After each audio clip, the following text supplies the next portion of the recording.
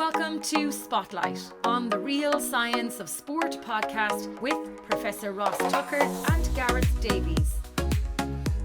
Hello everyone and welcome back to the Spotlight. This is your second Spotlight of the week. Think of it as a bonus episode, and that's because earlier in the week we devoted that episode to our Winter Olympic coverage, and it ended up being such a substantial discussion about sports we very rarely watch that we decided that we would take a new segment that actually had been done as part of that show, but split it off and bring that to you now. So that's what this is all about. Just on the subject of the Winter Olympics, a reminder for those of you who are supporters, we are doing a live Science of Sport chat on Sunday for both the men's and women's biathlon pursuit races. So if you want to be part of that, Gareth and I'll be watching it with a number of our listeners. You make a pledge, you become a supporter for the price of a gel or a coffee. The link's in the show notes, and then that will allow you access. I'll be sharing a link with you in the course of the week. You would have already received it if you are a follower, and you click on that link and you can join the text chat room, and hopefully we have a bit of fun watching what I hope is an intriguing biathlon competition. Winter Olympics will be back in the spotlight next week, but today is a show more devoted to the news because there's been quite a lot of it. Amongst them, Femke Bol's debut, some interesting philosophical questions about weight loss drugs. But we wanted to kick off with a story that we give coverage to probably every 3 or 4 months because it's a big one and it matters a great deal. It's one of the more controversial stories in sport, and that's this issue of transgender and DSD athletes' male advantage in women's sport. And there were two, I think, fairly newsworthy issues came up last week, and we wanted to tick those off. And the first of those concerns the Algerian boxer Imane Khelif. Gareth.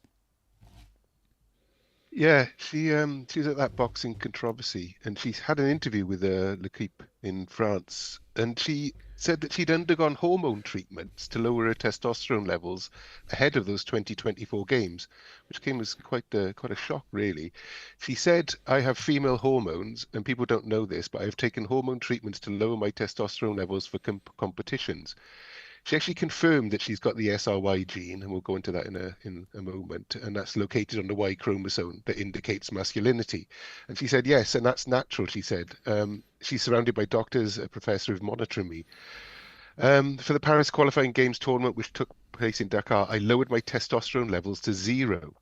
And continuing that, she says that she aims to compete in the 2028 Olympics in Los Angeles, and she knows she's going to have to agree to mandatory gender testing imposed by World Boxing.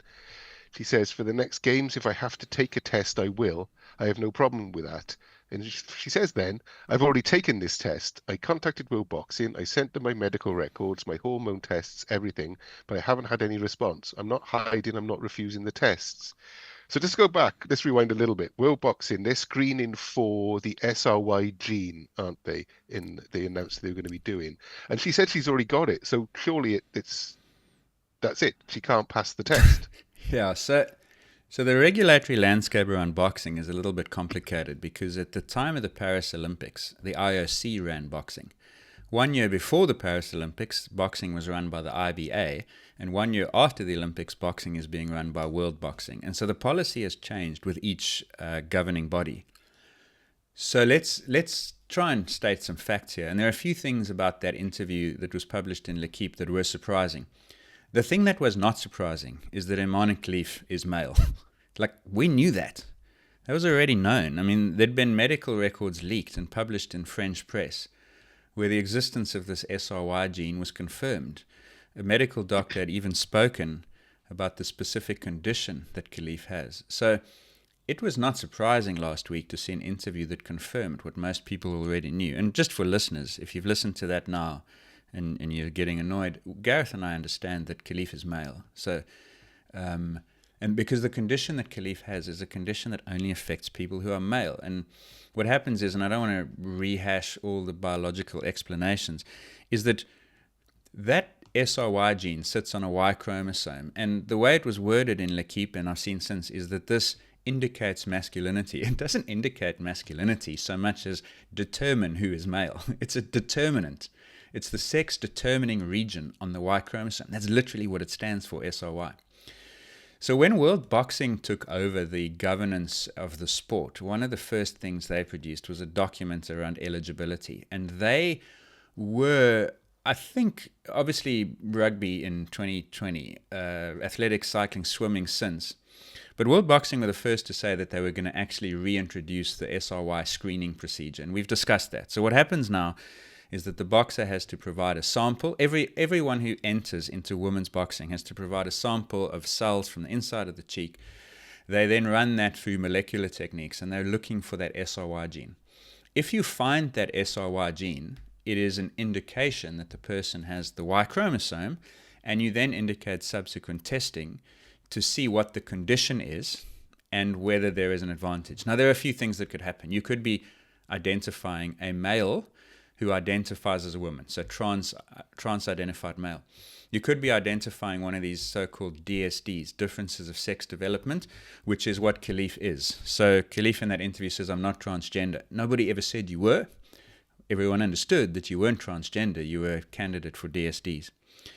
So all of that is merely confirmed by the L'Equipe interview, that Khelif is biologically male and has got one of these differences of sex development that leads to, this is the short version, atypical development of the genitalia, the consequence of which is that when these individuals are born, they may present externally as female.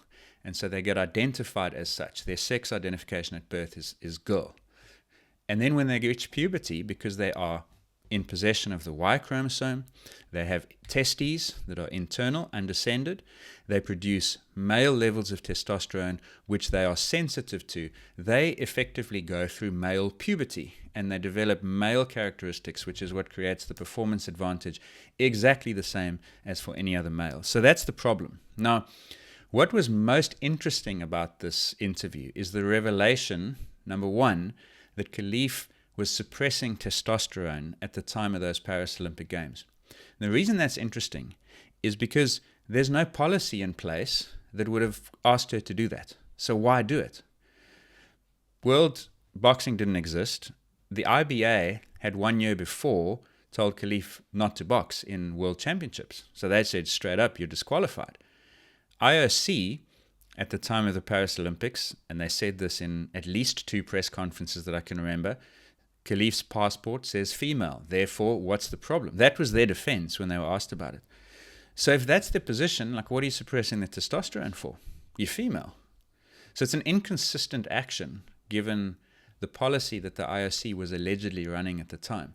So it makes me think that behind the scenes, they were so in front of camera, they were saying passport equals female, no problem.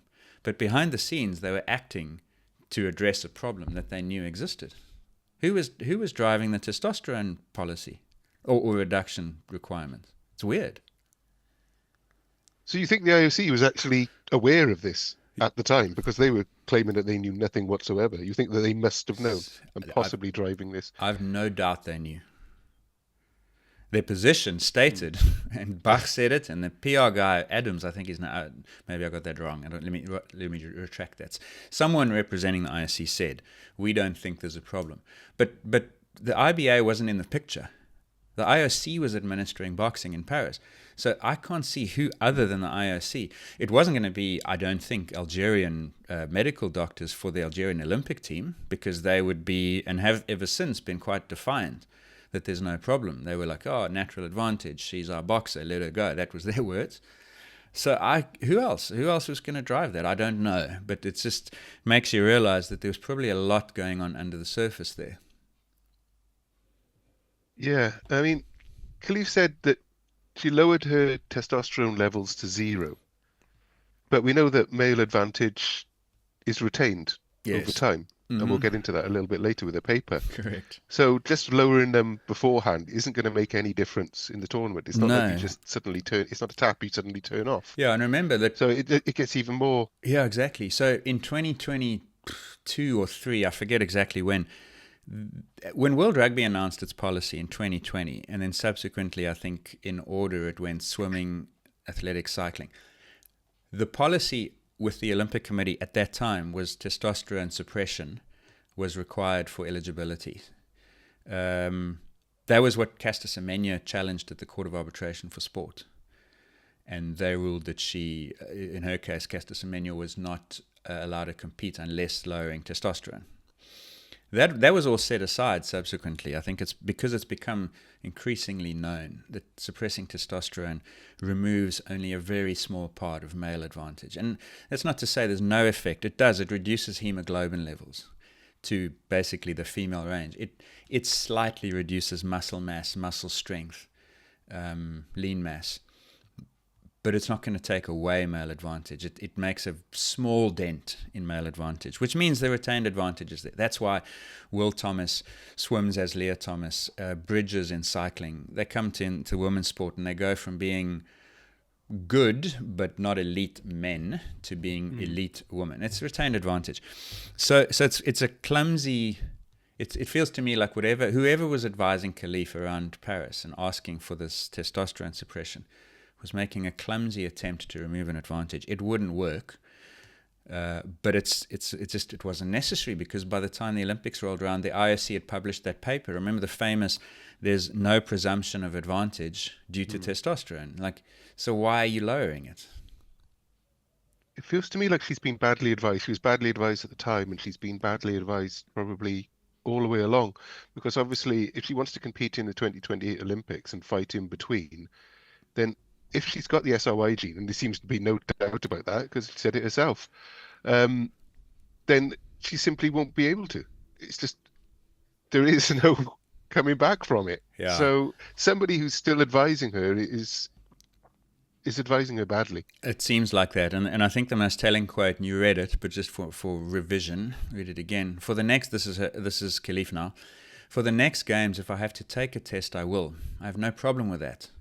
I've already taken this test. I contacted World Boxing. I sent them my medical records, my hormone tests, everything. I haven't had any response. I'm not hiding. I'm not refusing the test. That thing about for the next games, if I have to take a test, this is not like an anti-doping test where you take it and then you can compete. This test is going to disqualify you. I have news for you. You're not going to take this test and then show up in Los Angeles. The result of that test, yeah. The result of that test... A one-off passport to compete in women's sport. Correct. It's really what it is. Only if you don't fail the test. And it seems to me that Khelif is under the impression that you can take the test and everything will be fine. And that's either delusional, denial, or defiance. But it's not real. Like, you cannot simply take the test. Females can take that test, because they won't flag up with an SRY gene and they'll be cleared to compete. If you have an SRY gene, your screen will come up positive. They will determine that you have this condition, alpha-5 reductase deficiency. That is a condition that will give you male advantage, and you will not be allowed to compete. So I agree with you. I think that there's been some pretty bad advice given. I don't think it's unusual. I remember back in 2009-10, the moment Caster Semenya hit the news, the number of people who try to exploit that situation, there's a lot of exploitation that goes on because everyone recognizes this is going to be a big public issue. Someone's making money out of it. The association with the athlete, there are sponsorships, endorsements. So there's a lot of other stuff going on. But for whatever reason, Khelif is misguided in the perception that taking the test is what it takes to compete in Los Angeles. That test result, based on what you have said about hormone levels, Y chromosome, you will not be allowed to compete in Los Angeles, as it should be. I do feel for her in a way, because she said in an interview with CNN, she said, "I'm not transgender," which we knew. "I'm a woman. I want to live my life. Please do not exploit me in your political agendas." And that's fair enough, because if she's DSD, she's been brought up as a woman. She feels female, and that's absolutely fine. But she can't be allowed to obviously box. I've no problem against women in a ring, right, because she is a biological male. So I think we need to make that clear, that this isn't a choice. Yeah, I mean, at some point it does become a choice. You do know it. And there are like in about 50% of cases, once the individual reaches adolescence, they do realize that they are in fact male, and they change their identity to identify as men.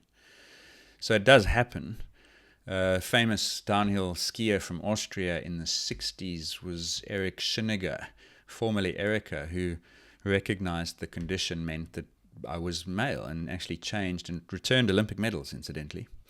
But the other thing about it is, of course, the lowering of testosterone implies that Khelif knew that there was an issue ahead of the Paris Olympic Games. Otherwise, what are you taking that tablet for?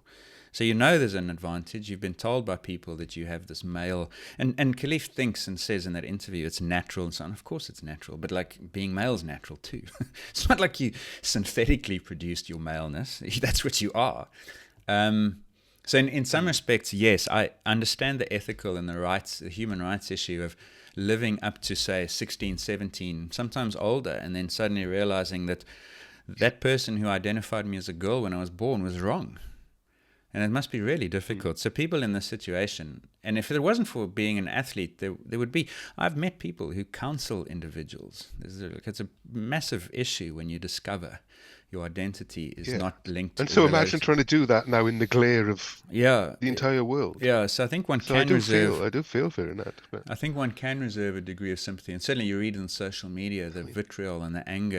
And I've often said, like, just step back a little bit and try and understand this. But at the same time, I also understand that this is an individual who now has been told, listen, you have this male, you're male. I know you may not feel that. I don't know you never know what's actually someone's identity, but you don't belong in women's boxing. And Khelif knew that before Paris. So at the same time, I feel doubly sorry for the boxers. You think of Angela Carini, who quit the first round fight, in the fight in the first round against Khelif. And I saw a puff piece on CNN, just dreadful, where they say, what would you say to Donald Trump if you could... Like, who cares? Who cares what Donald Trump thinks? Like, this over-politicization of this issue to make it sound like a right-wing red versus blue thing. This issue will outlaw... It existed before Donald Trump, and it will be a factor beyond Donald Trump because it's biology, and that's not changing. So I don't care what Khelif would say to Trump. I'm more interested in what Carini wants to hear. And all the other women who have to consider fighting males. And Khelif wasn't the only one, by the way. There's a Chinese boxer, Lu Ting, who was also in the Paris Olympics. So anyway, it was just another reminder of how spectacularly the IOC failed in 2024. Speaking of political agendas and failure, the British Journal of Sports Medicine, did you see they published a paper where their conclusions, or it was published in the British Journal of Sports Medicine, it wasn't published by them. Transgender women might have more muscle mass than cisgender women 1 to 3 years after hormone therapy, but their physical fitness is comparable. While the current body of evidence is of variable quality, and that's no joke, it doesn't look at the potential for any advantage at the elite athlete level. It doesn't back up prevailing theories about the inherent athletic advantage of transgender women. And while transgender women have more lean mass, which is a proxy for muscle, there were no observable differences in upper or lower body strength or in a key measure of cardiorespiratory fitness, VO2 max, between them and cisgender women. So this research is apparently saying that we're going back to there is no advantage for transgender women in sport. The research is patchy, to say the least, and they actually admit that, as I said earlier on. They say, while the current body of evidence is of variable quality, they still push ahead with this theory that there is no difference with testosterone suppression. Yeah. And you had a few things you wanted to say about the research, didn't you? Yeah. This was a paper came out last week, and it was covered in the media as new research, new data shows that. So I wanted to correct that first of all. This is a systematic review. So when you look at the paper's title, it is Body Composition and Physical Fitness in Transgender versus Cisgender Individuals, a systematic review with meta-analysis. Now, a systematic review doesn't generate new data. It takes the existing data. It collects studies that are similar enough. And that's the key bit. We'll get to that. And it then assimilates them, and it runs some, in a meta-analysis, you run some statistical methods that allow you to group the results. So, for example, in medicine, let's say you've got a new drug on the market that is going to lower blood pressure, but you've got in theory, 500 studies. The bigger the pool of studies, the better it is. You've got all these studies from around the world. You've got a study from I'm making up now, the Baltimore Center for Blood Pressure Management. You've got a study from the Oslo Stressed Out People Center. You've got studies from Japan, South Africa, whatever. There's power in mixing them all together and then producing a unified finding of what those studies show together, because one of them might have 100 people, 30 of them will have 3,000 people. The fundamental requirement is that what you put in as ingredients into your mixing bowl have to be similar enough and robust enough that you can trust the combination outcome. Does that make sense? You think of them as ingredients. You can't bake a cake with bad ingredients. And that's where this one fails. So the first point is that this is not new research. It's not as though someone in the world has gone and gathered together 30 people of each gender identity / sex and tested them in a study. It's not new data. It's a systematic review. And if you read the paper, like, there are sections in it that matter. So, for instance, there's a search strategy where the authors have to explain how they found the papers that they ended up including. That's followed by eligibility for study selection. Then there's a description when you get to the results of what studies actually made it. So, for instance, and I'm reading now, they identified 1,705 studies in the search. 3 studies published later were included. After removing duplicates, you're left with 1,067. Of these, 595 were excluded and 284 were excluded. That leaves you with 188. For full text reading, 3 were excluded, 50 for outcome, 86 for publication type. And I'm laboring the point, sorry, but you end up with 52. So you start with 1,705, you end up with 52 and 43 in the meta-analysis. And in this particular field, and you mentioned it, they themselves say variable in quality. Variable in quality in scientific speak is the equivalent of, like, in real estate speak, as house in need of loving care, or great opportunity to fixer upper. It means it's a shit shack. And in this particular instance, that is the problem, because, and again, this is a defense of sports science, which is unusual maybe for me. These are going to be really hard studies to do, because what you have to try and figure out here is like, what kind of study gives you the correct information. And the thing that the media, and I understand it's hard work, but people must understand is, when you read a systematic review, you actually have to understand the components of that review. You can't look at the cake. You've got to look at the eggs, the flour, and the milk. So you got to deconstruct the systematic review and look at the elemental components. In other words, now we've got to start saying, what are the studies that make up the finding? And over the course of the last 3 or 4 years, there have been some very dodgy studies on transgender individuals that have been applied to the elite sport argument. And the main reason for this is that, in terms of study type, the only study that really tells us what's happening is what's called a longitudinal study. You have to take the same person and you have to track them over time. In contrast, what there are more of, and what ends up, I think, confounding this particular paper, is what's called a cross-sectional study, which is where you take a snapshot. So a longitudinal study is like watching a movie where you can see a character develop over time. A snapshot, a cross-sectional study, is a photograph where you see a character at a moment in time. So the reason that matters is because the studies that are referenced and which drive this outcome are these cross-sectional studies where they've taken a group of trans-identified males, trans women, so in other words, biological males who identify as women. Either they're suppressing their hormones or they're not, depending on the study, and they compare them to a group of females. Now, 2 of the most influential studies are a study by Alvarez in volleyball players, and then there was a study by Hamilton in other athletes, sort of general athletes doing power tests. The Alvarez study turns out, if you read the systematic review, to be quite important. It was published by Leonardo Alvarez, Body Composition and Performance in Volleyball Players. But when you look at the cohort they studied, they're looking at volleyball players. Now, what are your predictions going to be for the height of these individuals? Well, the males are going to be higher. Yes, taller. that's what you'd expect, right? So your male population should be taller than your female population. So when you look at the study design and the not the design, the data that they show, you've got body weight and BMI and height. And it turns out that the trans women in this study, so those are the males who identify as women, are significantly shorter than the men. And they are significantly shorter than the women. So the trans women were shorter, lighter, with a lower BMI than the women were. So straight away, you're saying, hang on, that's not a comparable population. You're not comparing apples with apples here.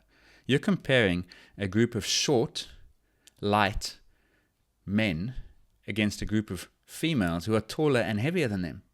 So then when you start looking at strength and you find that there's no difference, especially when you do the little statistical sleight of hand of expressing strength per kilogram of body weight, all of a sudden you discover that the trans women and the females are the same. But you've actually taken a lower portion of males who identify as women, and you've compared them to females who are fairly well trained. And here's the nub of it. When you look at the data and you actually look at when they describe it, the average training time of their trans women is 4 hours per week, and the females are 13 hours a week. So you've got a group that's training 3 times more than the other group. What does that tell you? Well, you compare apples with oranges here. Yeah, because exactly. all you're doing is training is an untrained versus a trained population. So you're taking a short, light, untrained male, and you're finding that they're similar in performance and strength to a much more trained, taller, heavier female. And you're going to tell me that shows you that there's no difference? And the reason that comes out as a finding is because you've got this weird cross-sectional design, and you're trying to assume that you can tell me the plot of the movie based on a picture. The Hamilton study is exactly the same, except in slightly the other direction, because what they had was a group of really small, overweight men who identified as women and it was the same thing. They had these highly trained, quite competitive females compared to underperforming, less well-trained, overweight. I mean, the BMI of the men in the Hamilton study who identified as women was obese. So you end up forcing a similarity by selecting 2 different populations. Now, the reason that matters is because when we watch the Winter Olympics, for instance, the cross-country skiing, whatever it is, at the Winter Olympics, there's no overlap in performance, right? The same in a marathon. The top 30 men are 10 to 12% faster than the top 30 women are. But when you move further back in the field, there are many women who are faster, stronger, more powerful than men. You go to the local park run, there are 30% of men are beaten by the first woman, maybe sometimes even 50%. The best women are good athletes in the human race. So when we ask for studies to be robust and have good integrity, one of the prerequisites is that you take the same slice of the male and female population. If you don't do that, then of course you can find that males are similar to females. Because because you might just be taking part of the overlap in those 2 distributions of the populations. Your best high school females are as good as men, adult men. Your best 16, 17-year-old athletes in the world, Sam Ruth is running a 3:48 mile. That is way, way, way faster than most adult men. Does Sam Ruth prove that being young is not a disadvantage? Of course not. It's just you've taken the best ever and you've compared him to mediocrity. And that's what these studies are doing. So when a systematic review takes those ingredients and it chucks them in the pot and it produces a cake, folks, do not eat the cake. It's rubbish. See, the problem is you're explaining that now and it all makes sense. But if you just read the headlines or the media about it, it doesn't make that clear whatsoever. You only get the cherry-picked part of the article. Yeah, and that's the frustration about this. And that's where I think the BJSM needs to take account. And it's interesting, we were discussing this among some colleagues, and someone who's an expert in systematic reviews wrote the following, and I got this from a friend of mine who we've published a few things together, and I wanted to read it to you. This is kind of in defense of the methods. I'm going to have a pop at the authors in a moment, don't worry. But I want to read this. It's about the methods. The folks writing this clearly tried to be careful by using random effects models, sensitivity analyses, and grade, etc., etc. Those are all tools, statistical tools, to try and produce a more robust finding. So that's good for them. But this is the key. No statistical method can fix the problem of what are basically incomparable groups and weaker designs. The authors have ticked most, if not all, of the methodological boxes you'd expect to see, but that doesn't address the fundamental problem of study quality. The Hamilton study is a good example of the problem. That's the one where you've got obese males who identify as women compared to very good female athletes.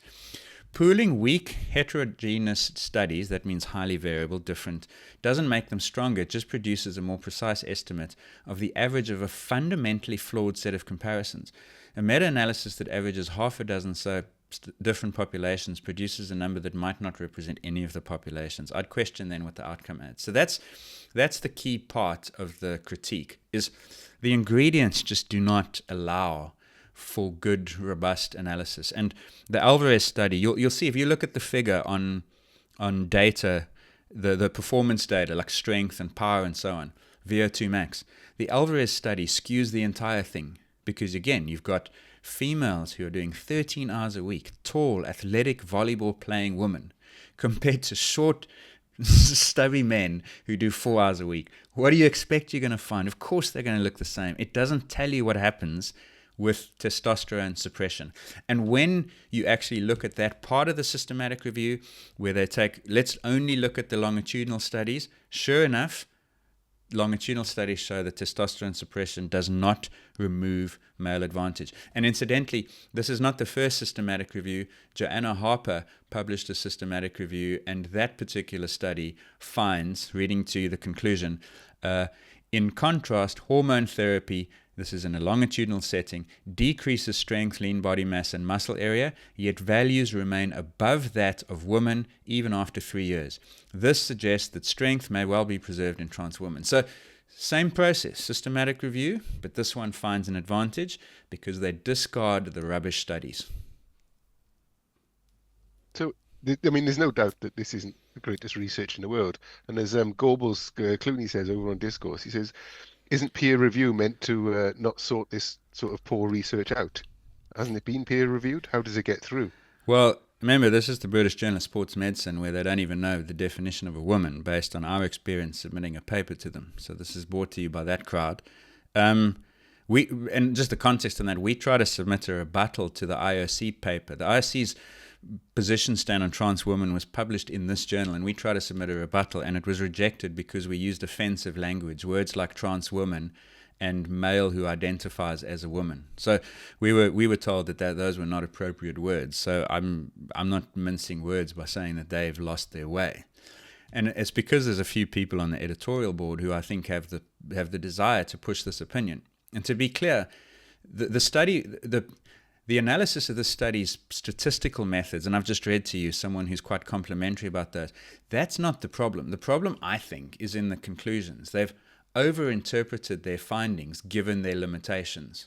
Every study has limitations, and they should always be disclosed. This study doesn't do enough to acknowledge what those limitations mean.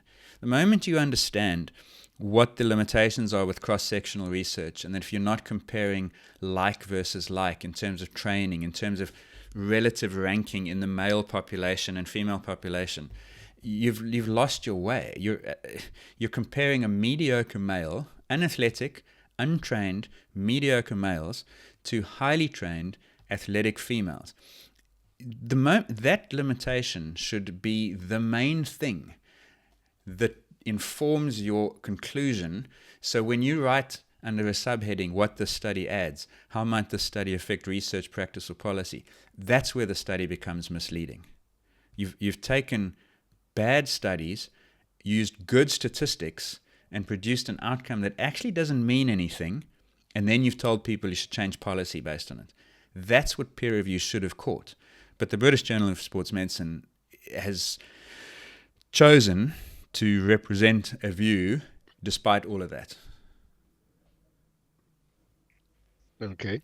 And so it's just bad because I think like you want people to trust the science on climate change, trust the science on vaccines, but then crap like this, come on, it's frustrating. you see that's the thing, and that's why I'm sort of bemused by it, because you think the British Journal of Sports Medicine, it sounds like such a important publication that you can trust, and of course a lot of people are going to believe that if they don't listen to the other side. Yeah, but you just I'm not surprised. I'm not surprised, but I'm like disappointed if that's the way. And we've said this how many times? Yeah, that's the way research is going. I'm also I've been disappointed in the journal since they chose to publish IOC papers and not publish their rebuttals. And there will be rebuttals to this systematic review. Will the British Journal of Sports Medicine publish them? I don't know. After what I've just said, if I put my name on it, probably not. But that would, because you see, so having said all that, in defense of the British Journal of Sports Medicine, they may very well say, our job is not to filter out, it's to publish what people think and let the scientific debate happen. But if that's your position, then when the rebuttals come in, you must publish them. You can't shut them down because they use offensive language like woman.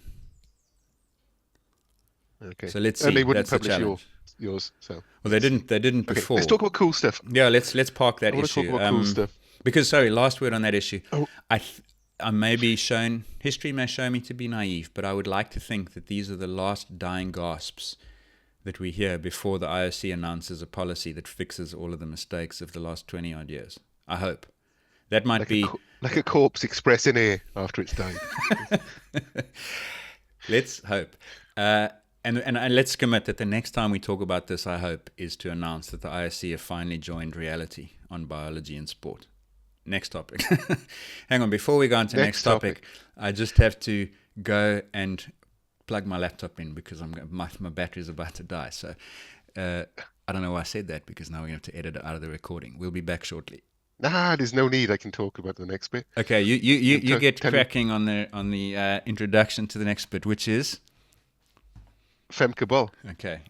Last Sunday. Any problems? I'm not going to be able to hear you. But anyway, carry on. Oh, no, it's okay. Right, we need to edit this probably anyway. But anyway, I'll continue. So last Sunday, Femke Bol ran her first 800-meter race in Metz in France. It was much anticipated. We've been talking about it for a while. And it ended with a win in a time of 1:59.07. And there's been some mixed reactions about it. Some people thought it was an absolutely superb result. Other people weren't so sure.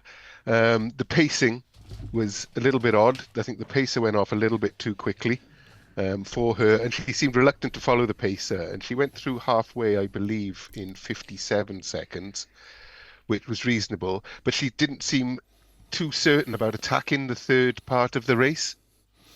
So I'm not sure if it was the result that they really wanted in terms of the performance, but it's going to give her confidence moving forward, because it must be difficult for her moving into an entirely new race like this.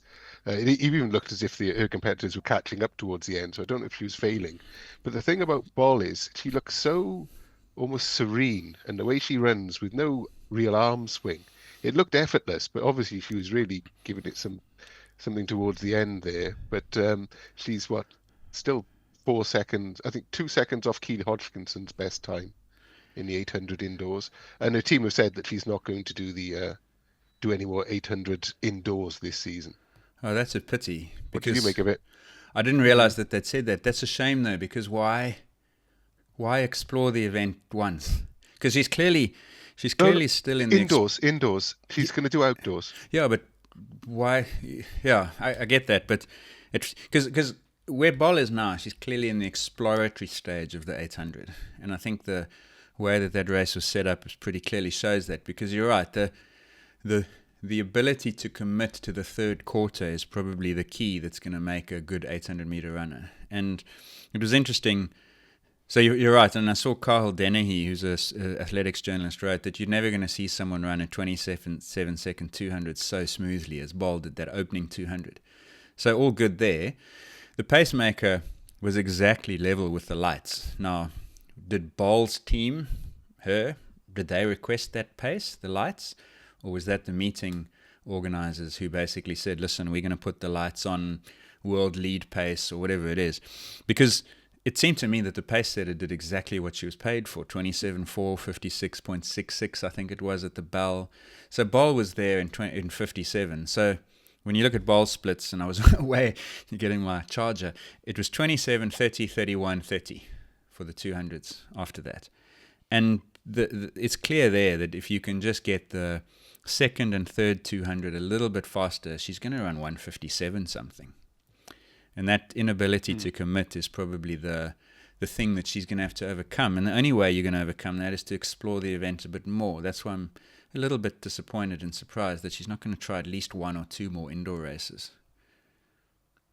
When we're talking about committing, is there a point in the 800 then, say halfway, because she's obviously a 400-meter hurdler, that she's sort of stepping into the unknown and we're saying commit, you've just got to go for it now. And if you blow up, you blow up.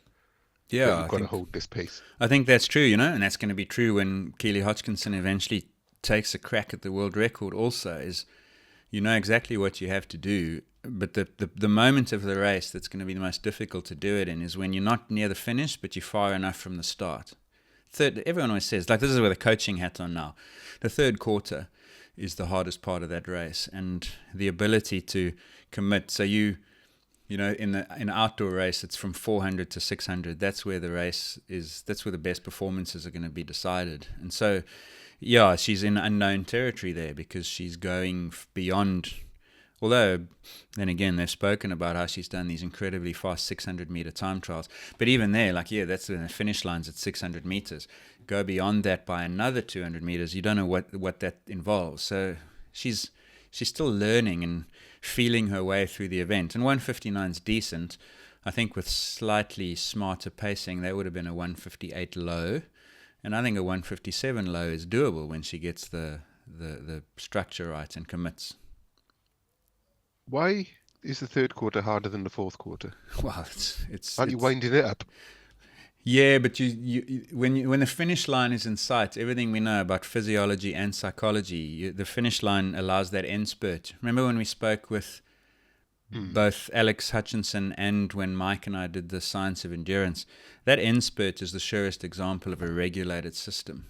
And we've all felt it, right? Like you run a 10K race at 8Ks, you feel like you can't go another step. And then with 500 meters to go, you're turning it on like Haile Gebrselassie or Johannes Kleiber in a cross-country skiing race. So I think there's something, it's a psychological phenomenon where the end in sight gives you a little bit more. Because remember, the entire regulation of physiology in performance the entire regulation of performance is based on managing physiology, spending the budget. And the closer you get to the next payday, end of the month, the more you can spend what you had in reserve. So you've got to learn where that limit is. You're trying to learn your own ceiling. And the third quarter is where you save, even when you don't have to. And that's what she's got to learn. I think so, yeah. She's not done it before in competition, so yeah. It'll be interesting. We'll just keep an eye out for that then. Yeah, and look, some of it's physiological. You've got to build a big enough aerobic base that you can access the speed that you need in the third quarter to maintain a 29-second 200, knowing and having the confidence that you're not going to then stop in the last 200. You can still earn a 30 at the end. So, yeah, I think it was a satisfactory start. I thought it would be a bit faster than that, personally, but she'll be okay with it. I would think that the next one would automatically be half a second better just from practice. Mm-hmm. Okay. What else happened on Sunday? The Super Bowl. Did you watch the Super Bowl? I didn't watch the Super Bowl. I watched it the next day, like they show a repeat of it. It looked like a pretty damp squib to me. Non-contest, right? It was a one-sided game, so it was something I was glad I missed. There's a couple of things. You obviously didn't see Bad Bunny at the halftime show then? No, but... Do you know who Bad Bunny is? CNN... I was trying to watch the news, and all they were showing was a documentary on Bad Bunny for about 3 days before. So. The other thing was spotted was Serena Williams promoting weight loss drugs in an advert at halftime, I presume it was, because he was going about the halftime adverts. And apparently there's been quite a lot of media outrage about Big this. Time. Which really surprised me, because to me it's like they're an accepted part of life now. I was reading that like over 10% of Americans are using weight loss drugs.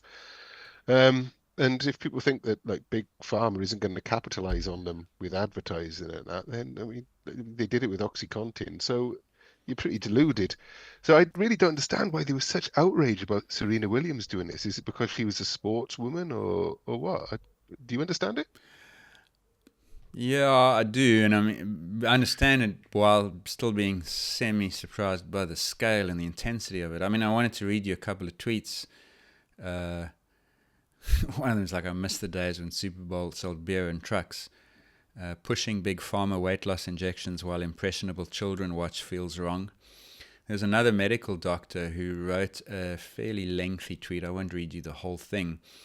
But the nub of it is, and I think it's coming from this place, is like people are still torn about the morality of solving a problem in the lazier, and I'm using air quotes here for those of you listening, in the lazier way. There's still this perception that we should earn our way back through diet and exercise. So this is a doctor talking about an athlete whose greatness was built on discipline, sacrifice, pain tolerance, repetition, and personal effort, is now endorsing a shortcut that removes those very principles. He says, I'm approaching the situation with compassion and empathy, but the answer to obesity cannot be for millions of people to be on powerful drugs for the rest of their lives. Now, I think there's some merit to that. We've touched very briefly in this podcast on this long-term consequences of Ozempic, what's it doing, and I do think there's something to be said if you've got these three options, exercise, diet, drug, and you only commit to drug, there are still benefits of exercise and diet that go beyond just weight loss. So you're solving one problem with one solution when actually there are other benefits that you're still neglecting. So I get that, 100% get that. But I do think the biggest part of it is because it's an elite athlete. You know, and like so now you've got an elite athlete who's reducing weight using the drug, and that's probably like made people eyes go wide and pay more attention, which the drug will say it's exactly why we used it. Well, yeah, conveniently, her husband sits on the board of of Roe, the company of the board that does it. But it made me laugh because if you think about the other commercials that are on for, like you say, beer and McDonald's and like fast food and junk food, and so which is the worst in case of society? You're either advertising things that cause obesity and kill people, or you're advertising something that might kill people or might lead to a I don't know. Next year's Ozempic ad needs to be like, I don't know, Michael Phelps sitting on a couch watching the Super Bowl, eating Doritos and drinking Pepsi. And then the very next ad needs to be Michael Phelps saying, right, the Super Bowl's over, now I'm on Ozempic. Yeah. Leverage both of them against schizophrenic society we live in. I do get it. Yeah, I do. I mean, but I think it's a little bit hyperbolic, for instance, to say, and this is again a tweet, this is a disaster for society that people, including teenagers and people in their 20s, are now being conditioned to believe the only way to be in shape is on a drug. There are no shortcuts to real health and well-being. It requires constant effort and making lifestyle an absolute priority. The last part, yes, that's true. I think you do want to encourage people to live healthy lifestyles and so on. I don't necessarily think it follows that people are going to think the only way to be healthy is a drug. Teenagers and people in their 20s are quite capable of making their own minds up these days, I would have said. Yeah, I think so. I suppose, though, it is still a drug, and there may still be side effects, and there'll be indications. 10% of the US, it was even higher in the UK. Didn't we say that it was like even higher when we discussed Ozempic last time?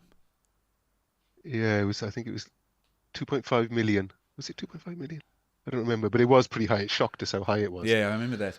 So, I mean, that's the other argument. Is it just something that the rich can afford, the wealthy can afford, and then that's how it is in South Africa. Like there's still the medical. I think it's more tightly controlled here, and I know a lot of people who would be on it, but for the fact that it's so expensive, and the only way it's not expensive is if it's prescribed, and doctors are very reluctant to prescribe it until they've exhausted other options first, some of which include diet and lifestyle. So I think that's where you regulate this, is at the level of the prescription and the provision of the drug.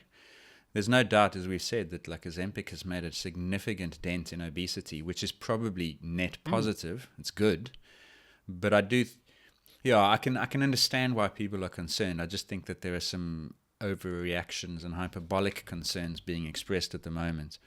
They'll probably settle. We don't know the mm, we don't know the downstream concerns as well, do we? Whether or not people are going to be on these jabs for life, because as soon as you come off them, apparently the weight goes back on. Like with Things like anything. that. Yeah.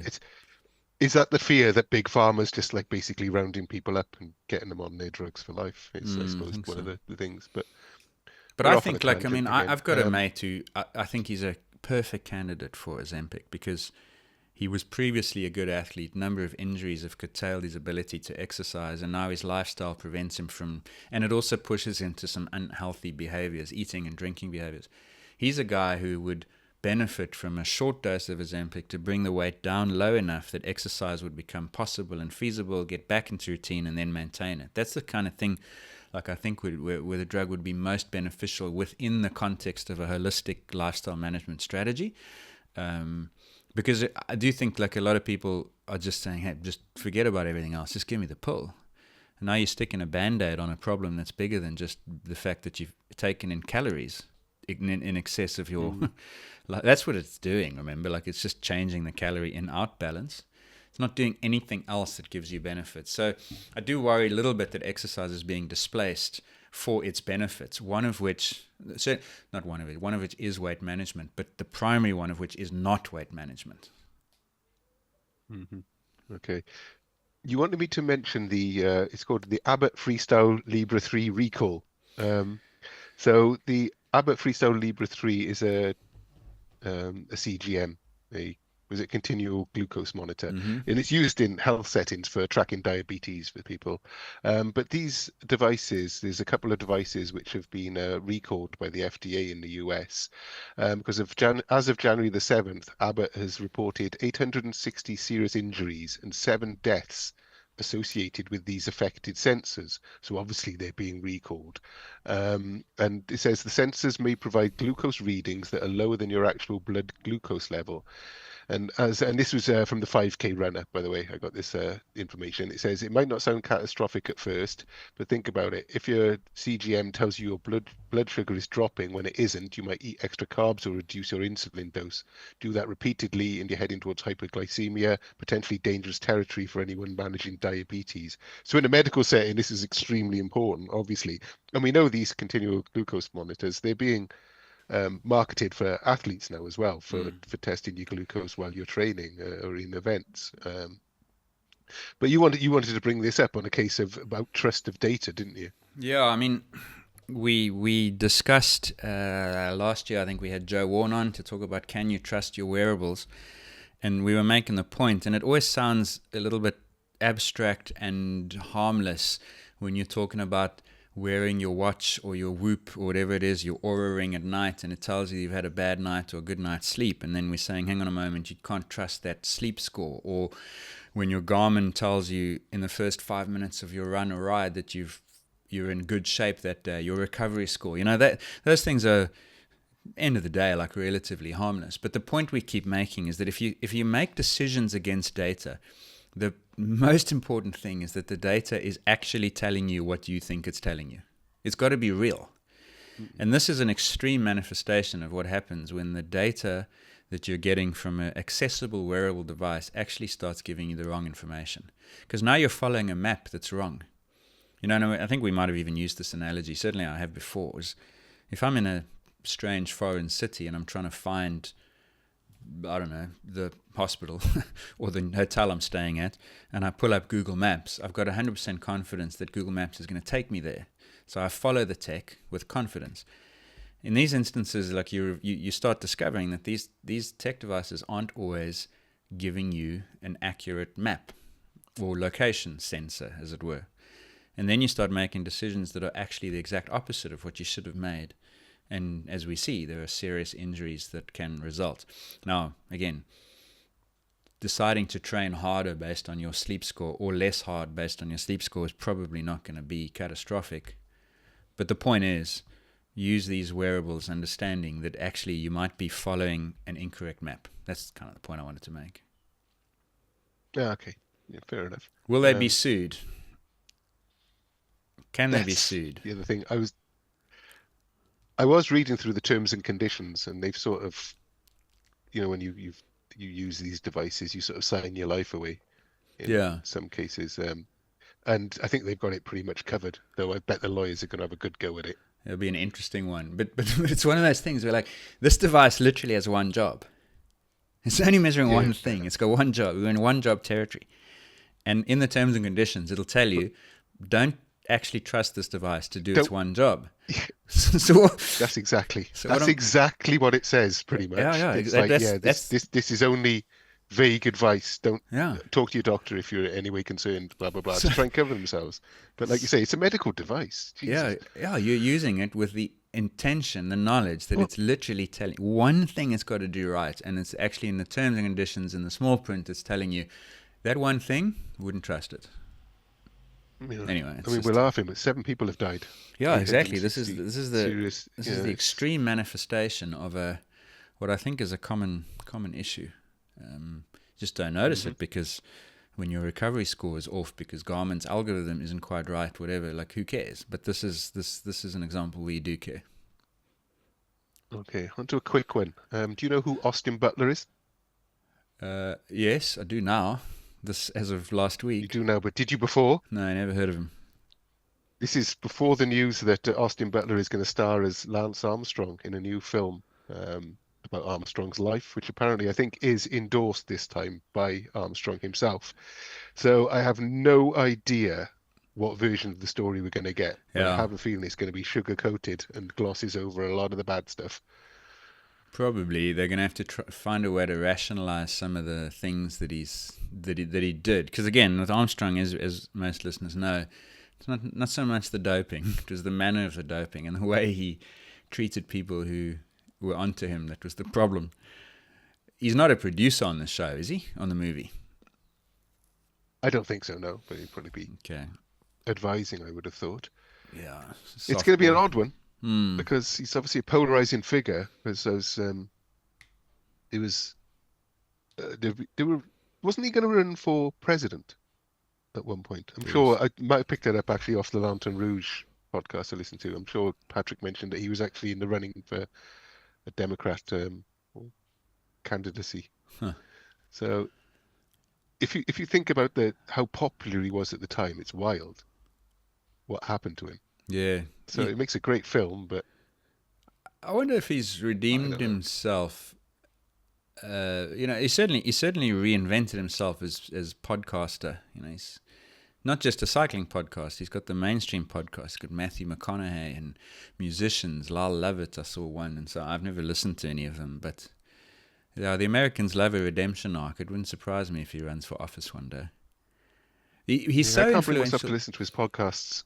The other day we were cycling. It was Saturday morning, I think, just a group of 5 or 6 of us, and we went past some guys who were walking, and they shout out, as some people do, like, "Go Lance!" And we were just saying, Lance Armstrong was so pervasive that most people who've never even followed cycling in their lives, that's the only cyclist they know. Even now, in 2026, 20-odd years after his last Tour de France non-win. So people will watch the movie, I reckon. Yeah, well, that's what they're hoping for. They reckon the cross between Wolf of Wall Street and the Formula One movie, apparently. Neither of which I've seen. So I wonder if they'll film the cycling scenes well, or if I were them, I'd get footage. I'd pay for the footage. Because I find it really hard to watch sports movies. This is not the rest is entertainment, nor is it the movies of sport. But my personal opinion, I find it really hard to watch sports movies because they film the sports stuff so badly. Like Invictus, the rugby scenes were awful. If you're not actually a follower of that sport, then you won't even notice. But I do agree with you on that one. So my advice to them: what's your favorite sports movie of all time? Put you on the spot now. Blades of Glory. No jokes, not really. Any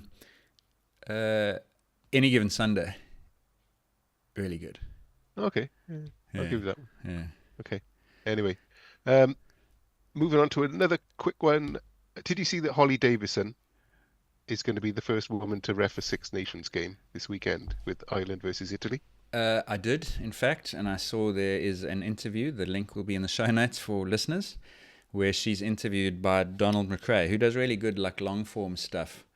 And so he's written a piece on her, and she has some good insights on what it's like being a referee in the man's world of rugby. It sounds a little bit disappointing, but not surprising that she was treated with a lot of sexism. Yeah, it's not surprising. In the run-up in her early career. So, yeah. I think she's the best ref in the world at the moment. So if the World Cup was this year, she'd be in the running to get the final, for sure. Yeah. I was thinking about this earlier on, and I've watched her refereeing in games, and it's probably the nicest compliment I could say is I don't notice her refereeing. And that's exactly what a referee should be, is that they shouldn't try to be the star of the show and just basically let the game flow and make the correct decisions. And so it doesn't make any difference whatsoever whether it's a woman or not refereeing, as long as she's making the correct decisions. And so, yeah, I have absolutely no problems with it. And anybody who has got a problem with it, any men who've got a problem with it, just shut up. I bumped into a well-known sports rugby commentator recently, and he was telling me that he's done a bit of work with referees, on their communication. Some of them he's telling, just stop talking. He says when we're commentating and you're the referee, we actually can't commentate because you talk so much that we can't talk over you. So there are definitely some refs that they're almost trying to coach the players, like now you must roll away, now leave it, now use the ball. And anyway, yeah, Holly Davidson is good that way. I like her manner. So yeah, she's the best. So let's hope she does well at the weekend. Yeah, congratulations to her for breaking that sort of glass ceiling there.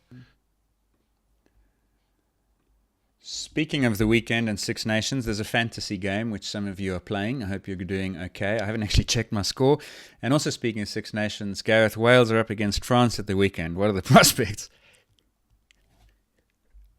Slim to zero, I would say. I'm definitely scoring more points in the fantasy league than Wales are scoring on the pitch. It was a bit of a horrendous display against England. Yeah, I hold out absolutely zero hope against France. Yeah, I hope it turns around. Like the Six Nations and World Rugby needs a not necessarily dominant Wales, but like certainly competitive. So we'll be keeping an eye on that. Anyway, that's it for this show on the news. Hopefully you've enjoyed that, and there's a lot as always going on, and I'm sure there will be next week, and we'll bring that to you in amongst any other news developments from the Winter Olympics. For now, though, from the Spotlight, from Gareth and I, we will see you over on Discourse for supporters, and for the rest, speak to you next time. Goodbye.